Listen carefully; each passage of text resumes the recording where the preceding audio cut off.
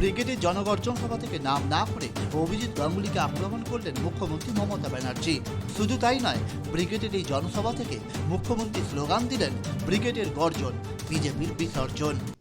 Judiciary में हाथ जोड़ के कहती हूँ, आप लोगों के पास जनता जाते हैं आपको विचार के लिए, इंसानियत के इंसाफ के लिए। मेहरबानी करके आप बीजेपी का कुर्सी में मत बैठ के आप विचार मत कीजिए, इसमें काम नहीं होता। जनता का दर्द होता है, जनता का दिल दुखाता है। हम जुडिशियरी को रेस्पेक्ट करते हैं। আমি ইন্ডিভিজুয়াল কাউকে বলছি না, কিন্তু ওদের মুখস্থ দেখছেন কেউটে সাপের থেকেও ভয়ঙ্কর। চেয়ারে বসেছিল কেউটে, বাইরে বেরিয়ে গোখড়ে পায়ে হাত দিয়ে প্রণাম করছে বাবু। বলে এতদিন অনেক বিচার করেছো, হাজার হাজার ছাত্র ছাত্রীর চাকরি খেয়েছো, এবার তোমাদের বিচার হবে, জনগণ বিচার করবে তোমাদের কি করে তোমরা এত চাকরি খেয়েছো। এবং তাই পরিষ্কার কথা, বেশি কথা বলার দরকার নেই। ব্রিগেডের গর্জন, বিজেপির বিসর্জন। গ্রাম বাংলায় গর্জন, বিজেপির বিসর্জন। জেলায় জেলায় গর্জন, বিজেপির বিসর্জন। জনজাতির গর্জন, বিজেপির বিসর্জন। সব কমিউনিটির গর্জন, বিজেপির বিসর্জন। পাড়ায় পাড়ায় গর্জন, বিজেপির বিসর্জন। উদ্বাস্তুদের গর্জন, বিজেপির বিসর্জন।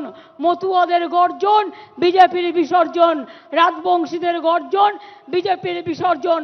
संख्यालघु भाई लोग बहन लोग, क्या दिल में दुख है ना, तो आवाज जोर से बोलो। रमजान मास आ रहा है, रोजा भी करो, अल्लाह आपको रोजा कबूल करे इंशाल्लाह। और साथ साथ में बीजेपी को वापस भेज दो, वो जैसा किसी को और नहीं मार सकता है, नहीं लूट सकता है। মনে রাখবেন, আমরা যতদূর সম্ভব প্রার্থী দেওয়ার চেষ্টা করেছি মনের মতো। দু একজনকে হয়তো দিতে পারিনি, তাদের জন্য আমি দুঃখিত।